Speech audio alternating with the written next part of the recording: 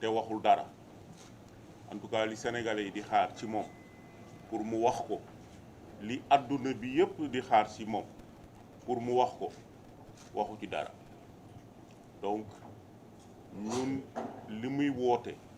mooy concertation xawma la ko tuddee wala dialogue la ko tuddee jàpp nañ ne ñun demuñu ci yónneewuñu ci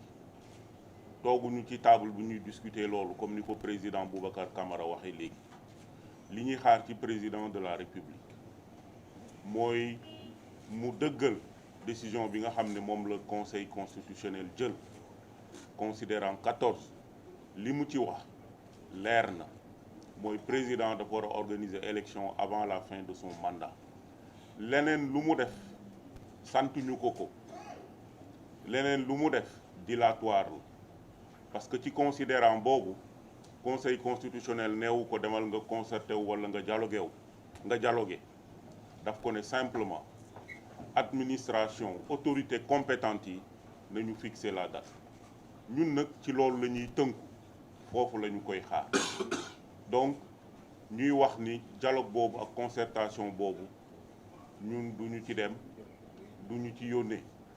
loolu laa bëggoon wax du ma guddal te loolu mooy sunu position di wax nag ni am na ñoo xam ne ñu ngi xaar aussi ñu ngi leen di interpeller pour ñu wax communauté internationale gën nañ leen gën a bëgg a dégg ci li nga xam ne moo fi xew mais aussi am nañ ay kilifa fii ci réew mi ñu bëgg kilifa yi it génn wax ak président Macky Sall wax ak sénégalais yi ñu dégg bu baax a baax li nga xam ne ñu ngi koy def di leen jottali nuyoo ak yóbbante président wu sunu parti Cheikh Seydou Mouhamadou Moustapha Sy du yàgg ci fan yu néew incha allah dina génn def déclaration wax ak sénégalais yi wax ak président de la république wax ak opposition bi pour jàppale ñu ci combat bi nga xam ne combat boobu la ñu nekk donc di woote sénégalais yi mobilisation bi du jeex mobilisation bi dañ koy continuer tant que amuñu lu ñu bëgg moo tax lundi ak mardi ñu ngi xalaat moom buy dialogué ay concerté wu ñu nit dina am taxawaay boo xam ne daañu ko am incha allah lundi ak mardi collectif bi dina leen wax ban taxawaay lañ ciy am comme ça ñëpp gën a mobiliser wu. am na aussi ay mobilisation yoo xam ne prévoir nañ ko ci week-end bi ma bëgg ñëpp mobiliser wu ba li nga xam ne jàpp nañ ne jaaduwul ci réew mi élection bi ñu war a organiser à temps ñu organiser ko président le 2 avril mu jël ay bagaasam kii ñu sénégalais yi wóolu falu ñu réew mi dellu ci liggéey li ma wax démb lay waxaat tey waa Sénégal sonn nañu ci politique bu dul jeex li ñu soxla mooy dellu ci liggéey réew mi dellu ci jàmm réew mi dellu ci réconciliation nañu bàyyi caaxaan yi président de la république mënul continuer di tenir le pays en haleine comme ça nit ñi dañu sonn ke réew mi kenn liggéeyatu fi réew mi kenn doxatul soxlaam parce que élection tey la suba la ginnaaw suba la semaine prochaine la mais ba kañ bu yërëmul boppam na yërëm waa Sénégal ñi ko xam ne dañ ko wóolu jox ko lépp pendant 12 ans ñu bàyyi ko mu dérouler warul def li nga xam ne mu ngi koy def donc ñuy jàpp ne c'est pas encore trop tard pour qu'il se ressaisisse et nous voulons qu'il se ressaisisse mu bàyyi li nga xam ne ci la nekk dilatoire bi amul njariñ may sant ñëpp di leen gërëm asalaamaaleykum wa rahmatullah.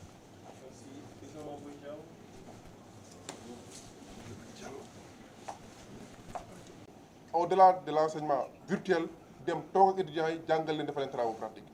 donc pour me résumer heure bii leen rek moo mën a am ci Sénégal bitim réew nawluwaat ñu nawlu suñu bopp ngelawaay nañu bàyyi lii mu teg ko ci suuf ñu dem élection le ministre de l'intérieur Ali wax na ko donc man dama gëm ne ba tey avant le 2 élection c'est possible loolu lañ koy ñaan loolu la ñuy ñaan waa réew mi ndax Sénégal jàmm lañ ci bëgg buñ ci leneen donc pour dire que je ne pourrais pas commencer par mes propos sans vous saluer et saluer le peuple sénégalais qui nous regarde, présenter nos sincères condoléances à nos défunts parce qu'on a eu des pertes humaines y compris des étudiants. L'occasion donc m'est donnée pour présenter mes condoléances aux corps enseignants, mais également aux étudiants et à leurs familles. Pour dire que le Sénégal est un pays de paix. Et nous candidats, nous ne voulons que la paix. Raison pour laquelle on ne peut que suivre la volonté du Conseil constitutionnel et la décision du Conseil constitutionnel et la volonté populaire, qui est assez simple et très claire, c'est d'organiser des élections le plus rapidement possible avec les candidats que nous sommes. Parce que dialoguer par rapport à quoi? Surtout que dans la forme comme dans le fond, rien ne nous lie. Dans la forme, parce que lui, le président, il parle d'élections inclusives. Avant de parler d'élections inclusives, parlons de dialogue inclusif, dans des conditions édictées. Alors qu'on ne peut pas regrouper au cours d'un dialogue des personnes et des personnalités qui n'ont pas les mêmes objectifs. Ceux qui ont été validés par le Conseil et ceux qui ont été recalés. Ne nous trompons pas d'objectif. Le seul objectif aujourd'hui pour le peuple sénégalais est d'aller aux élections présidentielles le plus rapidement possible. L'ancien ministre l'a dit, il est possible de l'organiser et nous sommes prêts. Quelles que soient les conditions d'aller à cette élection-là, et que lui puisse rendre le tablier le 2 avril comme le veut la Constitution. Je vous remercie de votre bien et de votre attention. Merci beaucoup. Le président Thierno Alassane Sall.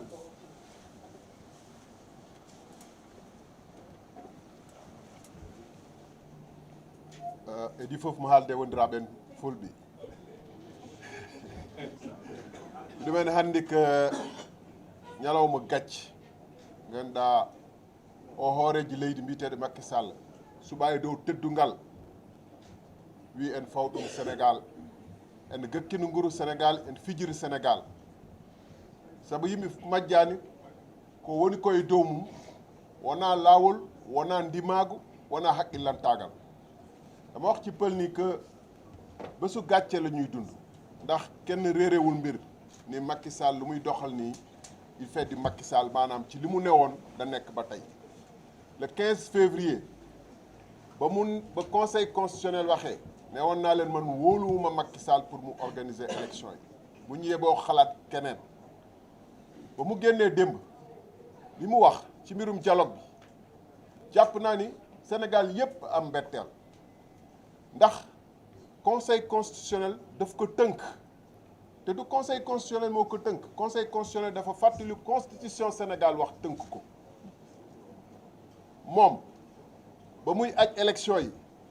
sukkandiku simplement ci benn proposition bu parlement bi jot te parlement bi àddugu ci mu aj élection yi kooku pour ajji élection yi mu wéy waroon na exécuter décision conseil constitutionnel waaye dafa bañ dialogue bu muy laajte bu muy woote du rek ngir jàpp date ngir aussi xool moom nu muy wéyalee mandaam au-delà du 2 avril bu ngeen déggee li mu gën a tudd démb ci discours am bi mooy article 36(2) constitution bi nga xam ne day ne tant que tànn guñu ku koy wuutu moom ba installé kooku moom dina wéyal kii yoo te nee na loolu waxtaan bi daf ci war a am solo mooy ñaari tomb yu mu teg ci waxtaan bi beneen bi mooy amnistie amnistie mooy lan mooy mbirum lépp lu fi xew ci réew mi te nga xam ne ay njombe yu dul jeex ñu wax ko pétrole bi gaz bi rapport Covid bi ñi fi dee ñoo ñëpp nañ ko naxasaay pour lan pour moom mu mun a am jàmm dem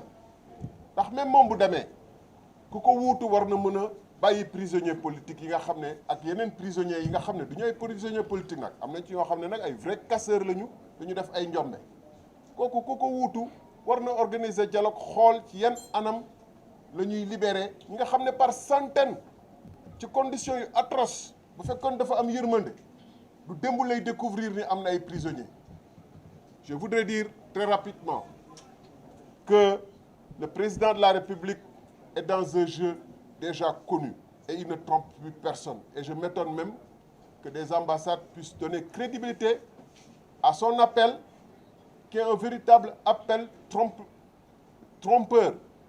et une véritable diversion. Ce qu'on attend de Macky Sall, c'est dans le cadre de la constitution actuelle qui n'a pas changé d'un iota, c'est d'organiser le plus rapidement possible en fixant la date. Toutes les conditions sont réunies.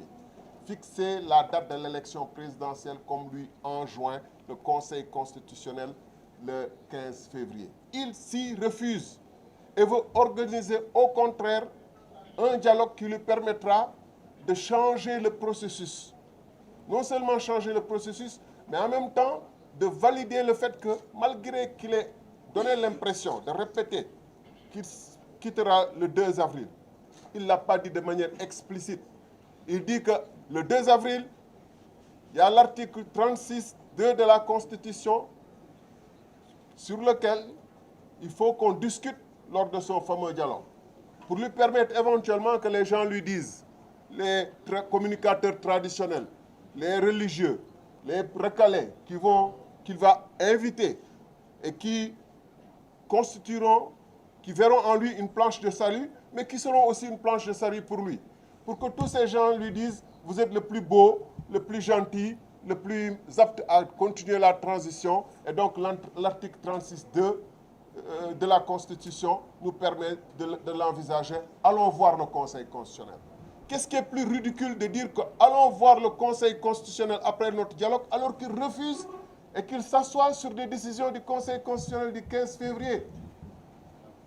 Qu'est-ce qui est plus ridicule et dérisoire de dire nous irons voir le Conseil constitutionnel alors qu'il s'assoit sur des décisions du Conseil constitutionnel? Ce président n'est pas sérieux. Et c'est pourquoi je pense plus que jamais que c'est des manifestations populaires. C'est le refus de la population d'obéir et de suivre ces injonctions qui vont le faire partir. Parce qu'il a avec lui une petite clique de personnes qui sont prêtes à le suivre et amener le Sénégal jusque dans les profondeurs qu'ont traversé certains pays africains. C'est pourquoi nous disons non au dialogue. Nous disons oui à un plan d'action